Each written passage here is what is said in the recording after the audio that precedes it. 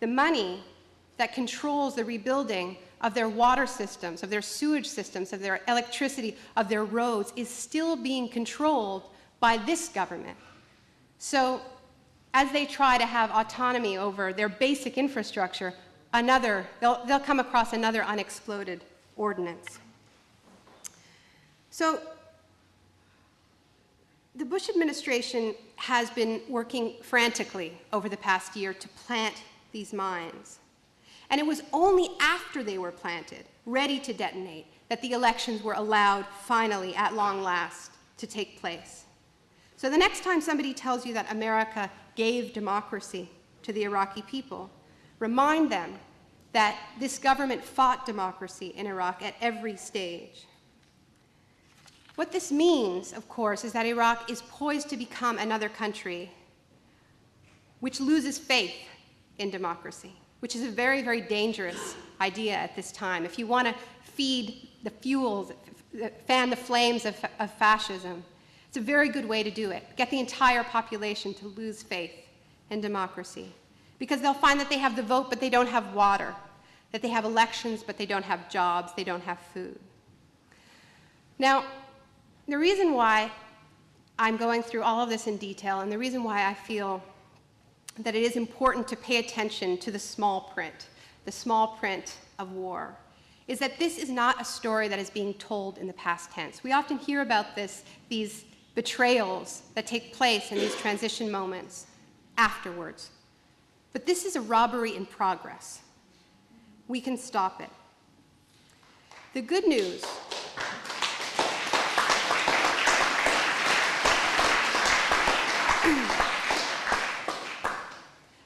is that Iraqis are totally within their legal rights to refuse to pay these debts, to refuse to abide by laws that were written when they were being occupied, because that very fact violates the Geneva Conventions and the Hague Regulations.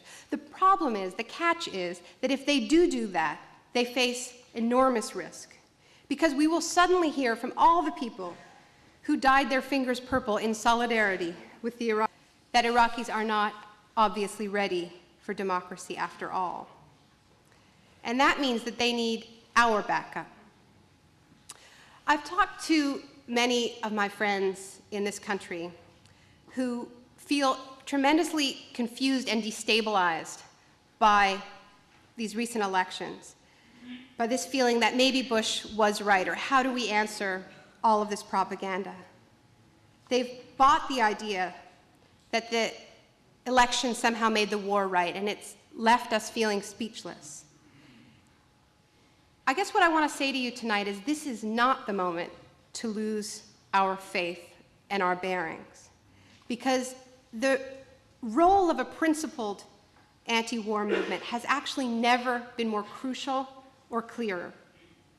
Our role is not in any way ever to belittle the risk taken by Iraqis by dismissing the risk that they took in casting their votes as somehow a sham. Our job is to honor that risk by forcing our politicians to listen to what Iraqis actually voted for. That means we join with them and become not just pro-democracy activists, but demining activists. We have to find all of these unexploded ordinances that have been planted by our leaders, and we need to try to disarm them before they explode. Our demands are not something we pull out of the blue, not something we decide at gatherings like this. Our demands have been handed to us by the Iraqi people. We know how they're defining freedom, which is freedom from military occupation, including the so-called enduring military bases. But they are also saying that in order to be free, they need to have the financial resources to rebuild the country that they want, a country that has been so tremendously devastated, not just by this war, but by the Gulf War and by the years of devastating sanctions in between. And what that means is massive war reparations. It also means that the money Congress has allotted for Iraq's reconstruction has to go to the people of Iraq. That's a principled demand, to spend how they choose.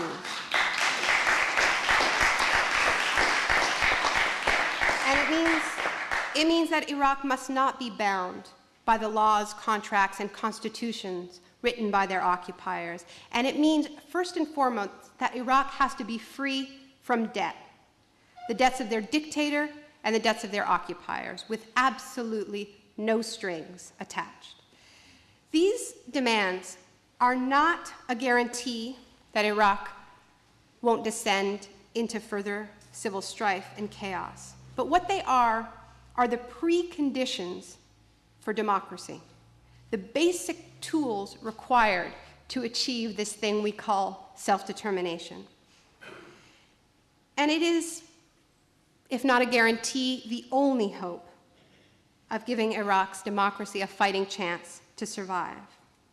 Now, there are progressives in this country who somehow feel afraid to fight for democracy because they feel that the idea itself has been tainted by Bush. We can't fight for it or demand it because it's somehow his words. We listen to Bush appropriating our most cherished ideals in his inauguration address, in his State of the Union address: freedom from oppression, freedom from slavery, human rights, women's rights, using them to justify their exact opposite. And we despair.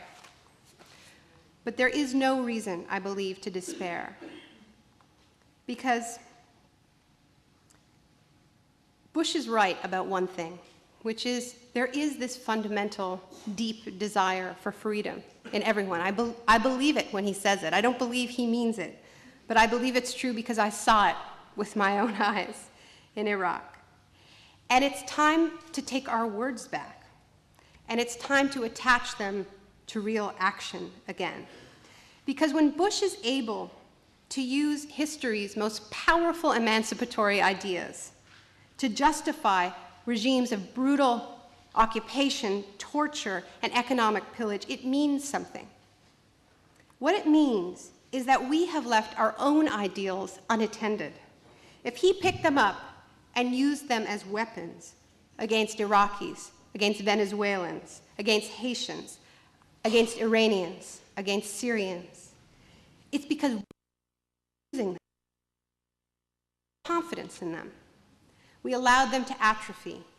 We failed to defend them. We failed to embody them. We failed to keep breathing life into them. We failed to act on them.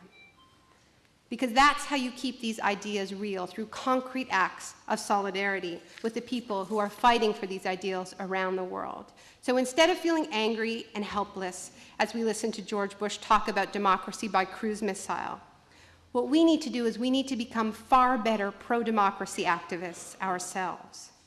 And we need to insist on this deep definition of democracy, one that includes not just voting, not just ritual, but the tools that are needed for people to be authors of their destiny. Bush didn't bring democracy to Iraq. He fought it and continues to fight it with everything he has. They do this not because they're incompetent or bad planners or sloppy managers. They do it because if Iraq was genuinely free, if they built the country they voted for, one free of foreign soldiers and in control of their own economy, it would defeat the purposes of the war. A free Iraq would deny them what the war was fought for. And that is why there's no better way to work for peace than to fight for genuine democracy in Iraq. We can't fear it. Because the Bush administration can deal with the Middle East in chaos, a Middle East that descends into violence and fascism. The real threat, the scenario that has been fought at every juncture, is a self-governing Iraq that is genuinely free of them. So if we want to stop this war and prevent future wars while we're at it, we have to do more than march and call for peace. We have to make war unprofitable. We have to deny them the spoils of war, what war is for.